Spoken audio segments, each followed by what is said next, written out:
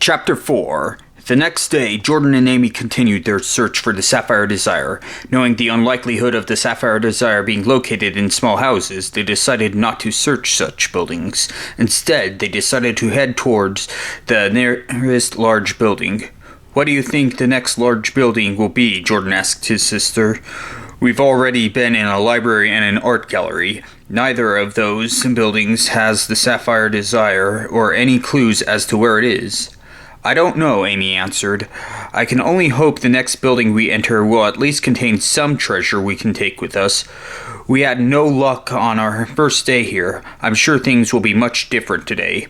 As Jordan and Amy were about to enter the next large building, they saw a large bear inside. The bear was about 10 foot tall when it stood up straight and had dark fur. Its claws were twice the size of a normal bear, making it very dangerous for anyone to fight close ranged. When the bear saw Jordan and Amy, it felt as if its territory was being invaded. The bear exited the building and was preparing to attack Jordan and Amy. "What's the battle plan for this one?" Jordan asked Amy. "Don't get too close to it," Amy replied. "If it hits us with its claws, we'll be knocked out cold for sure. Don't attack unless you have a clear opening." The counsel Amy gave proved to be vital when battling the bear. The large arms of the bear made it difficult for Jordan and Amy to get any attacks off. At the same time, however, as long as Jordan and Amy kept their distance, the bear could do no harm. This battle went on for many minutes with the tactic that Amy suggested. It was starting to look like a stalemate. Neither side could land any blows.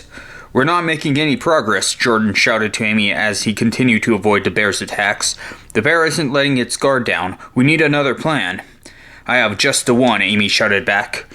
"Run towards it for an attack. Duck when the bear swings its arm at you. I'll handle the rest." Jordan did as Amy told him. When the bear swung its arm at Jordan, Jordan quickly ducked, avoiding being knocked down. At that precise moment, Amy thrust her spear in the bear's chest. The bear roared in agonizing pain as Amy removed her spear from its chest. The pain for the bear was unbearable to the point where it could not fight back. Blood poured out of the wound from the bear as it collapsed to the ground. It only took a few seconds after falling to the ground for the bear to become lifeless. "You sure know how to think and act quickly," Jordan said to Amy. "If you didn't react exactly when you did, the bear might have countered your attack." "That's why we trained before we came here," Amy said to Jordan. "A spear can be useful in situations that a sword can't. Now let's see what's in the building the bear was in." Jordan and Amy entered the building the bear once occupied, only to find nothing of value in after searching the building. All there was in the building was remains of food that the bear was living off of. The corpses of dead animals were laid all over the floor of the building. "Looks like the only thing we found here was where this bear used to live," Jordan said. "I feel somewhat guilty now killing it so close to where it lived." "There's no need to feel that way," Amy assured Jordan. "Either we killed the bear or we became its next meal. We did what we had to in order to survive." "That's true," Jordan replied. "There's certainly no sign of the Sapphire Desire here. We better move on." Jordan and Amy exited the building, leaving behind the home of the bear they had killed. When they stepped outside, they saw a man standing by the dead body of the bear. He was about the same size as Jordan. He had brown eyes and his head was shaven bald. He wore iron gauntlets over his hands. It was clear that this man specialized in unarmed combat. "So this is all the noise I heard," the man said as he saw Jordan and Amy. "I must say, you two are great fighters if you managed to slay a bear this size." "Are you a raider?" Jordan asked the man. "I see you have fought one of us before," the man answered. "Yes, I am a member of the Ruin Raiders. My name is Layman, the unarmed fighter. The other Ruin Raiders are Amulek, the dual sword wielder, and Nahor, the heavy armored warrior." "We fought Amulek the other day," Jordan said. "He is very skilled if he can fight two people at once." "We all have the skills needed to fight many enemies at once," Layman said. Our duty is to protect Iridia from all who come here. I shall give you the same warning Amulek gave you before you fought him. You must leave Iridia immediately. If you fail to do so, I shall break all your bones in your bodies, preventing you from resuming your search for the Sapphire Desire." "Wait, there's something we want to ask you," Amy replied. "Why do you want to harm us instead of kill us? Wouldn't it make more sense for the Ruin Raiders to kill those who search for the Sapphire Desire?" "We have our reasons for refusing to kill," Layman answered. "We want those we fight against to tell others about us so no one else will come to Iridia. It is an order from our leader." "Who is your leader?" Amy asked. "I shall not reveal that identity," Layman answered. "It is not I, Amulek, or Nahor. You shall not know the identity of our leader. Now this is your last opportunity. Leave Iridia now, or prepare to experience extreme brutality." "We shall not leave Iridia," Jordan replied. "If we could prevent Amulek from stopping us, we can do the same to you." "So be it," Layman said as he charged towards Jordan and Amy. Although Jordan and Amy had the same advantage as they had against Amulek, Layman would prove to be a different challenge. Layman was faster in his movements than Amulek, making it harder for Jordan and Amy to land any attacks. It was also a challenge for Jordan and Amy to defend against many attacks Layman threw at them, because not only would Layman attack with his fist, but his legs as well. Nevertheless, Jordan and Amy would endure the attacks Layman landed on them. In order for Jordan and Amy to land an attack on Layman, they would have to catch him off guard for a brief moment. However, that brief moment would be hard to find. Layman made sure he kept both his eyes on Jordan and Amy. "As you can see, I'm much harder to fight against than Amulek," Layman said as the fight continued. "Give up now and I'll let you escape without a broken bone." "Never!" Jordan shouted as he attempted to slash his sword at Layman's head. Layman quickly ducked Jordan's attack. Then he grabbed Jordan's arm and slammed him down to the ground hard. Amy attempted to capitalize on Layman letting his guard down for a moment. The attack was unsuccessful as Layman grabbed Amy's spear and wrestled it away from her. Layman dead punched Amy in the stomach and threw her against the wall of the building the bear once resided in. As Layman was about to follow up his attack on Amy, he felt a sharp pain in his back and fell to the ground.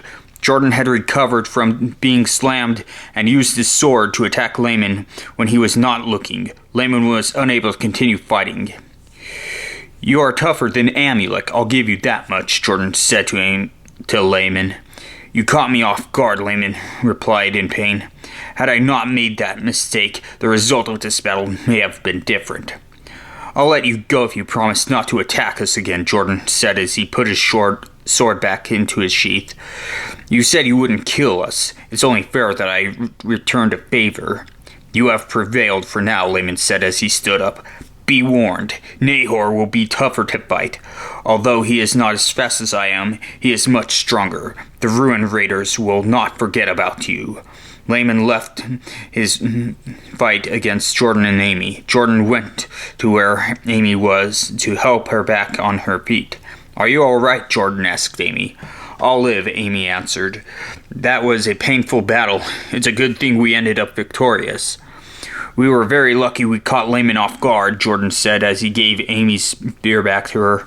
"If we didn't, he may have crippled us." Jordan and Amy continued their path to the next large building they could see. They made sure to watch out for any possible attacks by the Ruin Raiders or any monsters. By the time they reached the next large building, the sun had already set. The building Jordan and Amy entered appeared to be an inn. There were many rooms with beds in them. It was clear that Iridia was once a kingdom where many people would travel to. However, the destruction that occurred 200 years ago caused all travelers to avoid coming to Iridia. Jordan and Amy took a few minutes to look for any possible treasures in the inn, only to find none. Despite not finding any treasures in the inn, they decided to rest there for the night. "What are we going to do?" Jordan asked Amy. "We haven't seemed to have made any progress so far. We've been in Iridia for 2 days, and we haven't found any treasure we can sell. On top of that, We've been attacked by 2 monsters and 2 ruin raiders. Maybe we should leave Iridia. If we can't find any treasure, and if we keep getting attacked, it's not worth being here." "Getting cold feet, Jordan?" Amy asked.